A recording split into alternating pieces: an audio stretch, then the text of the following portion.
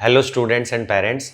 NEET का result declare हो चुका है और हर बार की तरह इस बार भी जो है वो मैट्रिक्स नीट डिवीज़न ने सीकर का ही नहीं अपितु जो है वो पूरे देश का सबसे बेहतरीन रिज़ल्ट नीट में दिया है। मैं आपको बता दूं कि मैट्रिक्स नीट के सीकर क्लासरूम प्रोग्राम से टॉप 500 में जो है वो 7 स्टूडेंट्स हैं, टॉप 1500 में जो है वो 18 स्टूडेंट्स हैं और टॉप 5000 में जो है वो 73 स्टूडेंट्स हैं। और इतना ही नहीं, यदि आप टोटल नंबर ऑफ स्टूडेंट्स जो गवर्नमेंट मेडिकल कॉलेज में जाएंगे वो देखोगे तो उसकी जो संख्या है वो लगभग 700 है। तो कुछ स्टूडेंट्स और पेरेंट्स ये सोच रहे होंगे कि भाई ये जो है वो सीकर का या देश का जो है वो सबसे बेहतरीन रिजल्ट कैसे है। तो मैं आपको बता दूं कि आप किसी भी इंस्टीट्यूट से जो है वो यदि कंपेयर करोगे तो आप ये पाओगे कि मैट्रिक्स नीट का जो रिज़ल्ट है वो केवल उनसे अच्छा ही नहीं है, लगभग जो है वो 2 से 3 गुना ज़्यादा अच्छा रिज़ल्ट है। लेकिन आपको इसके लिए जो कंपैरिजन है वो बराबरी का करना पड़ेगा, है ना?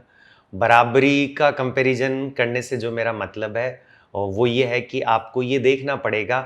कि ये जो रिज़ल्ट है वो कितने बच्चों में से है। जैसे अगर किसी इंस्टीट्यूट में 30,000 या उससे ज़्यादा स्टूडेंट्स हैं और किसी इंस्टीट्यूट में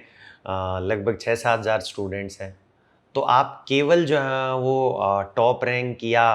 टॉप 500 में कितने स्टूडेंट्स हैं उनकी संख्या के आधार पे ये निष्कर्ष नहीं निकाल सकते कि भाई किस का जो रिज़ल्ट है वो अच्छा है। तो असली सवाल ये है कि भाई पर स्टूडेंट कैसा रिज़ल्ट है, प्रति छात्र जो है वो कैसा रिज़ल्ट है, एक-एक बच्चे का कैसा रिज़ल्ट है। तो इसको देखने के लिए हम यदि देखें तो लास्ट ईयर जो है वो मैट्रिक्स नीट से लगभग जो है वो 4500 के आसपास बच्चे जो हैं वो नीट में अपीयर हुए। अब यदि कोई इंस्टीट्यूट है जिसमें कि बच्चों की संख्या मैट्रिक्स नीट के बराबर सी है और उसके यदि 2 बच्चे टॉप 500 में और हमारे यदि 7 हैं, तो हम ये कह सकते हैं कि भाई उससे 3 गुना से भी ज़्यादा अच्छा रिज़ल्ट है हमारा। किसी इंस्टीट्यूट की संख्या हमारे समान सी है और उसके यदि 3 बच्चे टॉप 500 में हैं, तो हम ये कह सकते हैं कि हमारा रिज़ल्ट उसके दुगुने से भी अच्छा है।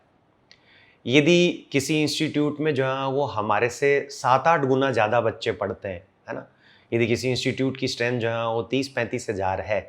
और उसके यदि 15-16 बच्चे जो हैं वो टॉप 500 में हैं, तो देखने से तो ऐसा लगता है कि भई हमारे से उनका रिज़ल्ट बेहतर है कि हमारे 7 ही बच्चे हैं, उनके 15-16 हैं। लेकिन जैसे ही आप इसको बराबरी के आधार पे देखोगे, तो आप पाओगे कि भई उनसे भी जो है वो हमारा रिज़ल्ट लगभग जो है वो 2.5-3 गुना अच्छा है। ऐसे ही आप यदि टोटल नंबर ऑफ स्टूडेंट्स जो गवर्नमेंट मेडिकल कॉलेज में चयनित होने संभावित हैं,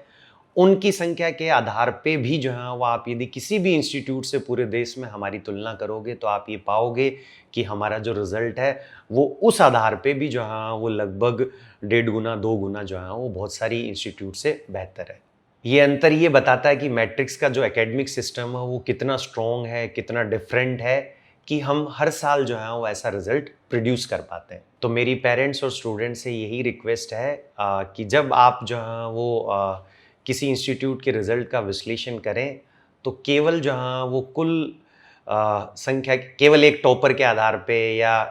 कुल संख्या के आधार पे ना करें। आप हमेशा ये देखें कि ये जो रिज़ल्ट है वो कितने बच्चों में से है और हर पैरामीटर पे उसको जज करें कि भई टॉप 500 में जो वो कितने बच्चे हैं, टॉप 1500 में कितने बच्चे हैं, टोटल कितने बच्चे सेलेक्ट हुए हैं और ये सब जो है वो कितने बच्चों में से है ना? कितने बच्चों में से ऐसा रिज़ल्ट जो है वो इस संस्था ने प्रोड्यूस किया है। यदि इसके आधार पे आप कंपेयर करेंगे तो आप ज़्यादा अच्छा जजमेंट बना पाएँगे।